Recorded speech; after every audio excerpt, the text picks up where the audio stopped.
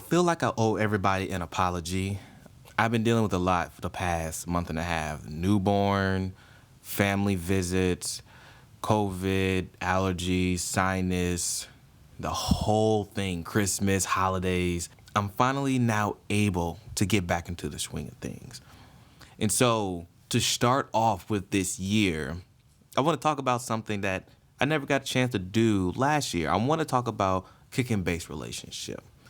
So this track is for a upcoming production that I am going to release hopefully within the next month. It's a lo-fi track called Water. And what I want to do is discern how I go about starting mixing kick and bass together. Whenever I start a mix, I always, 85% of the time, try to get my kick and bass relationship done first because they set the foundation for how I apply the rest of the mix, especially high passing different elements. Now, many times when I produce my own music, I have a tendency to try to always have the kick hit slightly before the bass whenever possible. And you can kind of see this relationship here, but that doesn't always happen. So anytime I feel like the kick and the bass are not gelling together, I will literally slide the kick and the bass until I like their placement. Once that is done, we're going to take a listen and hear what this kick and bass relationship sounds like.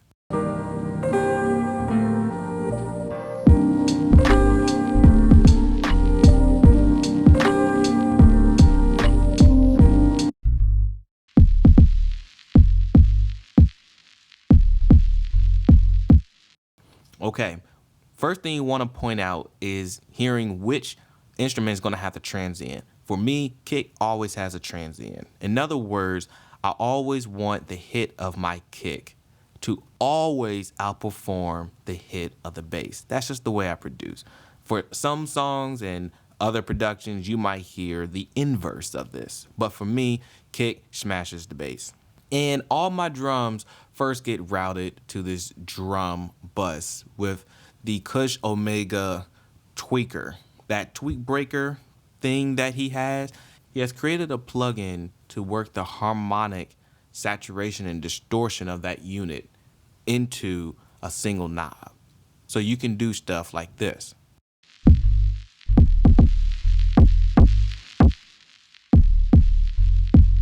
So what I like to do is I like to divide, like really discern and divide the frequency spectrum of my kick from the frequency spectrum of my bass. If my bass is playing in more low frequencies, I make sure my kick is discernible in the higher frequencies. And I do this by soloing the kick and the bass, mono them, and then make sure I drive my kick in this enough so it sounds independent of the bass. Listen.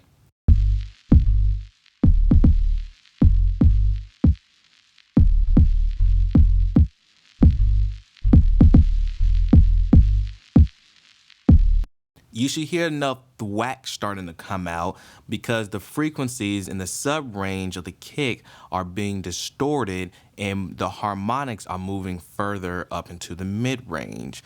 And that's how you're getting the presence of more kick as compared to the bass. When this is turned all the way down, you hear the kick and the bass sound somewhat similar.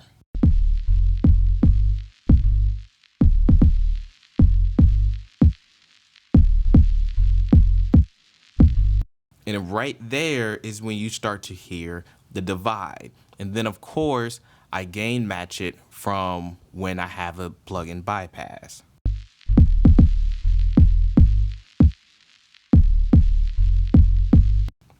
Okay, that sounds peachy. Second thing I do, I start hearing where I want my bass. Now to me, the bass sounds good, but it sounds just a little too subby. So for the bass, I like to use the SSL X-Saturator anytime I need to change harmonic balance. And because the bass has so many sub energy inside of it, I'm going to turn the harmonics all the way up to third. I want all the hard harmonics as much depth as possible, and I'm going to crank the drive of this bass until I start morphing that sub energy into some more low energy, low mid frequencies.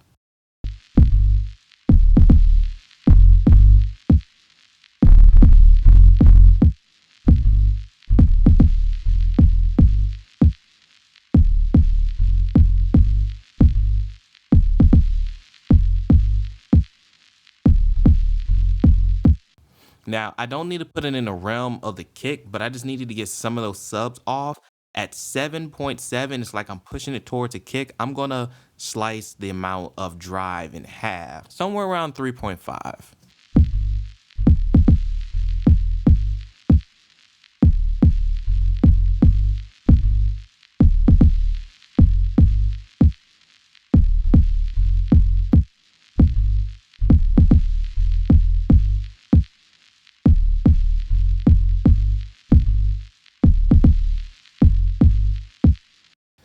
So now we just turned what sounded like this originally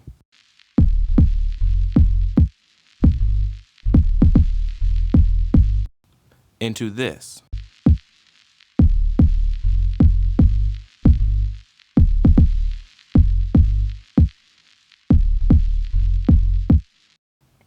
Okay. So that ends up gelling and gluing the performance because we got a harmonic structure to play around each other. Anytime I want to further increase the amount of distinction, I can always run the black box on the bass. So let's say if I want to have some more odd harmonic, or let's say the bass is a little too subby. Well, then that's when I can input this saturation.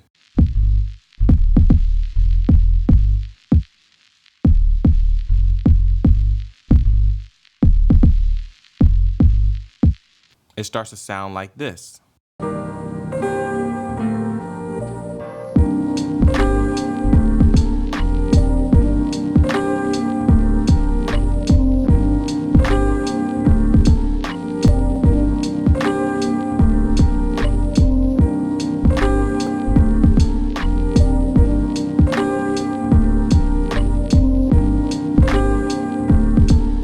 So that's one of the quick things that I wanted to show you to introduce you to the new year.